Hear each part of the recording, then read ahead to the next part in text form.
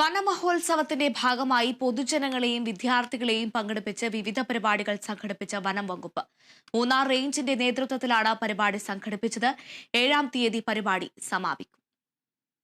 7 ദിവസക്കാലം നീണ്ടു നിൽക്കുന്ന വനമഹോത്സവ പരിപാടികൾക്ക് കഴിഞ്ഞ 1-ാം തീയതിയാണ് മൂന്നാറിൽ തുടക്കമായത്.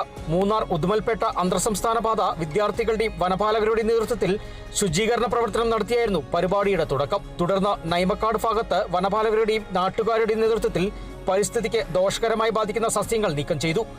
പരിസ്ഥിതി സംരക്ഷണ ബോധവൽക്കരണത്തിന്റെ ഭാഗമായി പഴയ മൂന്നാർ ആംഗ്ലോ തമിഴ് മീഡിയം സ്കൂളിലെ കുരുന്നുകൾക്കായി ചിത്രരചന മത്സരം സംഘടിപ്പിച്ചു.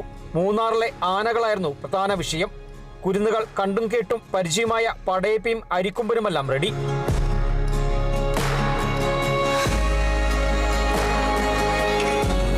വനമഹോത്സവം ആഘോഷിച്ചുകൊണ്ടിരിക്കുകയാണ്. അതിൻ്റെ ഭാഗമായിട്ടാണ് നമ്മൾ നിങ്ങൾക്ക് വേണ്ടി ഒരു ചിത്രരചന മത്സരം ഉള്ളിൽ നടത്തിയത്.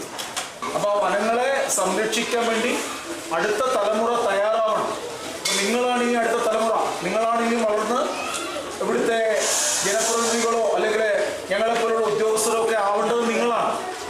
അപ്പം ബാക്കി കേരളത്തിലെ മറ്റ് സ്ഥലങ്ങളിലുള്ള കുട്ടികളെ അപേക്ഷിച്ച് ചെറുപ്പത്തിലെ തന്നെ ഇതൊക്കെ നമുക്ക് ആവശ്യമാണ്. ഈ പരിസ്ഥിതി സംരക്ഷിക്കപ്പെടേണ്ടതാണെന്നുള്ള ബോധം ചെറുപ്പത്തിൽ തന്നെ നിങ്ങൾ ഉണ്ടാവണം.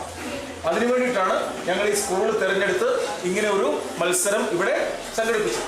ചിത്രരചനാ മത്സരത്തിൽ വിദ്യാർത്ഥികളായ ഷാനെ ജോഷുവ 1-ാം സ്ഥാനവും ദർശിനി 2-ാം സ്ഥാനവും രാധികശ്രീ 3-ാം സ്ഥാനവും നേടി. First prize goes to Shanye Jaswa, Standard 4.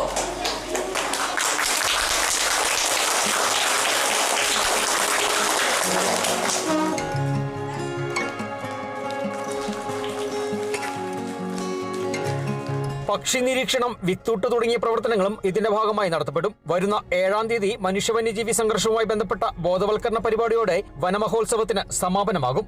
Bineesh Antony, Kerala Vision News, Idukki.